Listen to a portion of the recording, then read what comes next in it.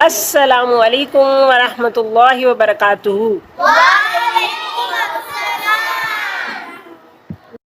نحمده ونصلي على رسوله الكريم، اما بعد فاعوذ باللہ من الشیطان الرجیم۔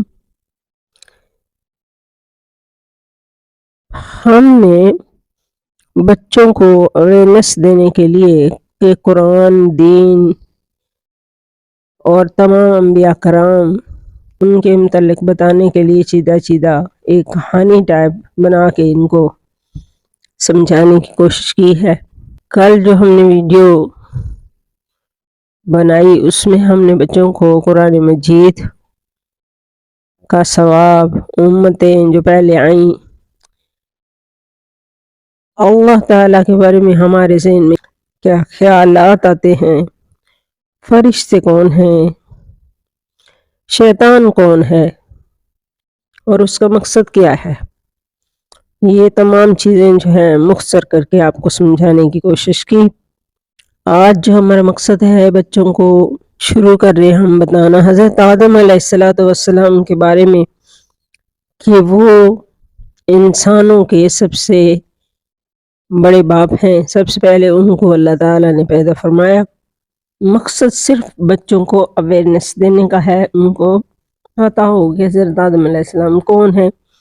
پیارے بچوں، حضرت آدم علیہ السلام سب سے پہلے انسان ہیں جن کو اللہ تعالیٰ نے دنیا میں بھیجا، اور سب سے پہلے نبی آپ ہیں۔ آپ ہی کی اولاد ساری دنیا میں پھیلی۔ آپ کا ذکر قرآن پاک میں 19 بار آیا ہے۔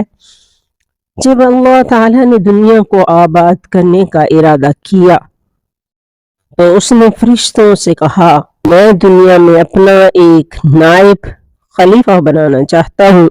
فرشتوں نے کہا، اے اللہ، تو دنیا میں ایسے شخص کو نائب بنانا چاہتا ہے جو خرابیاں کرے اور خون کرتا پھرے؟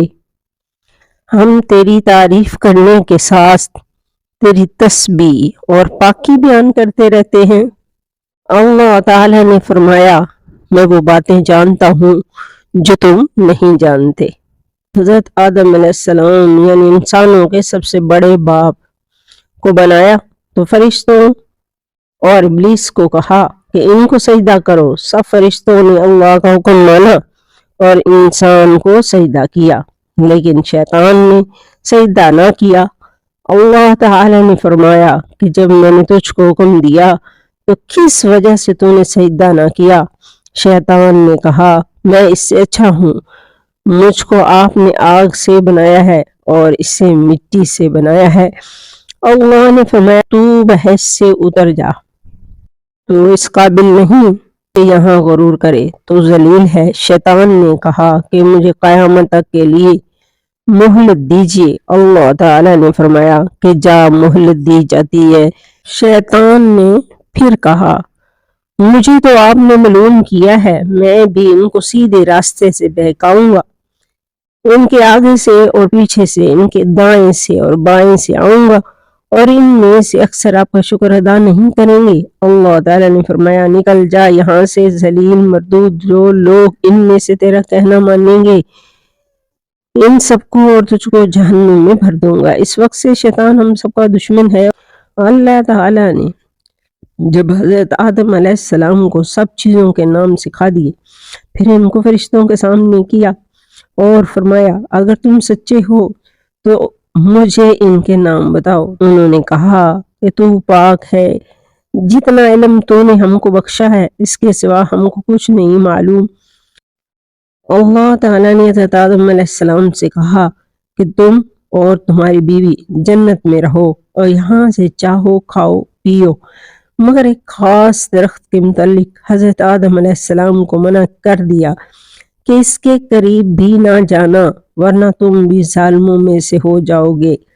اسی طرح اللہ تعالیٰ نے حضرت آدم علیہ السلام کا امتحان لیا کہ دیکھیں یہ ہمارا کہنا مانتے ہیں یا بھول جاتے ہیں اور شیطان کے بہکائے میں آ جاتے ہیں۔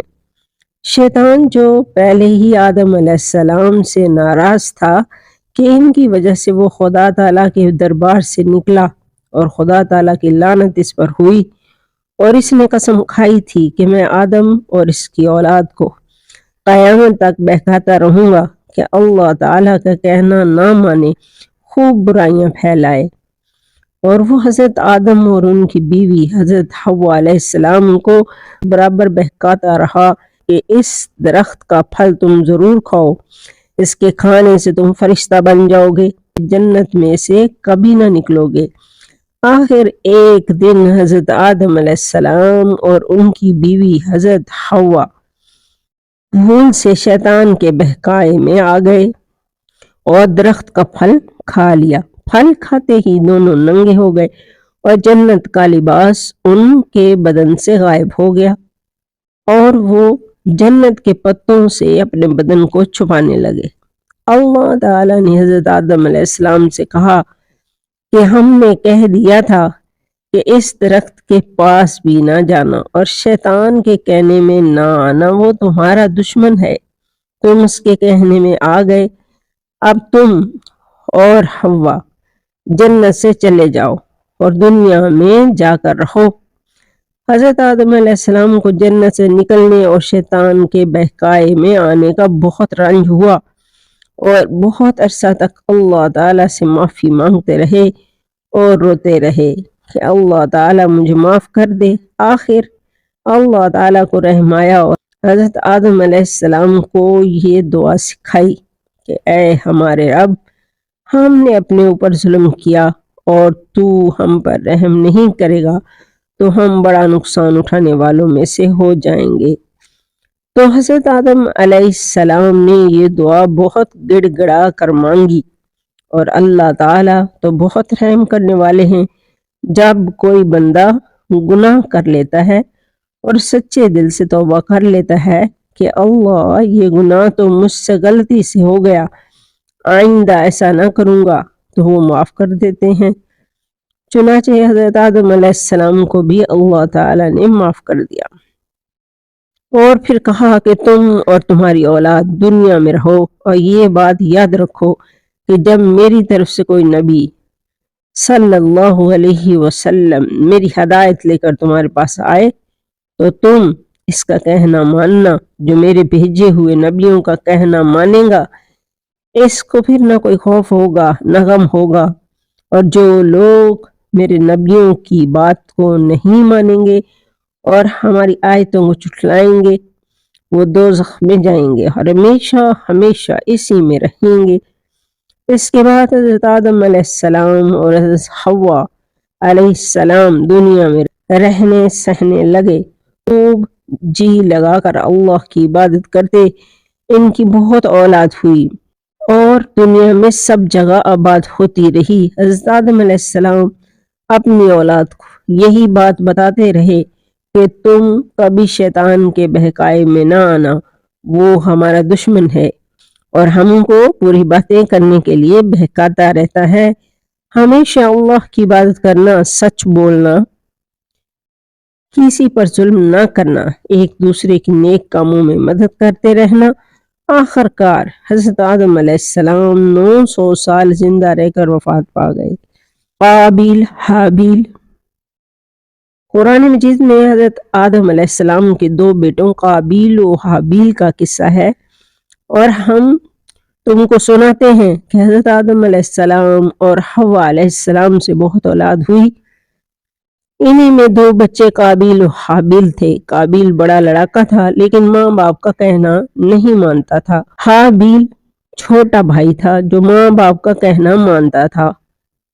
عقلیمہ ایک لڑکی تھی جس سے قابیل شادی کرنا چاہتا تھا، مگر حضرت آدم علیہ السلام حوا علیہ السلام اس کی شادی اپنے چھوٹے بیٹے حابیل سے کرنا چاہتے تھے جو نیک اور شریف تھا، اس لیے قابیل اپنے ماں باپ اور بھائی کا دشمن ہو گیا۔ اللہ تعالیٰ نے حکم دیا کہ تم دونوں قربانی کر کے پہاڑ پر رکھاؤ، جس کی قربانی قبول ہوگی اس سے عقلیمہ کی شادی کی جائے گی۔ اللہ تعالیٰ کو اپنے نیک بندے پسند ہوتے ہیں اور وہ ان کی مدد کرتا ہے۔ آسمان سے ایک آگ آئی اور حابیل کی قربانی کو لے گئی۔ यानी हाबील की कुर्बानी कबूल हो गई। अब इसके भाई काबिल को बहुत गुस्सा आया। इसने हाबील से कहा कि मैं तुझको कत्ल कर दूंगा।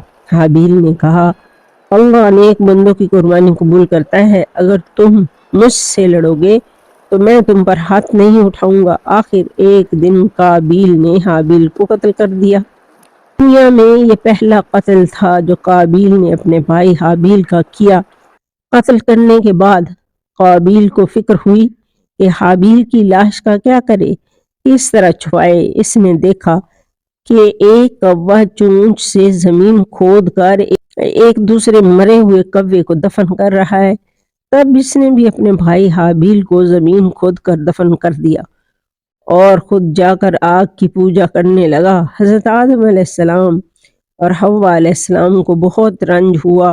काबिल और हाबील दोनों भाइयों के झगड़े से हमको सबक लेना चाहिए कि हमारा हकीकी भाई या मुसलमान भाई अगर हम पर ज्यादती करे तो बेहतर ये है कि हम सब्र करें और अपने भाई पर हाथ न उठाएं। काबिल ने अपने भाई को कत्ल किया, क़यामत तक लोग इस पर लानत करते रहेंगे और आखिरत में अल्लाह के अजाब का मुस्तहिक हुआ और हाबील को क़यामत तक लोग अच्छा कहते रहेंगे और जन्नत का वारिस हुआ।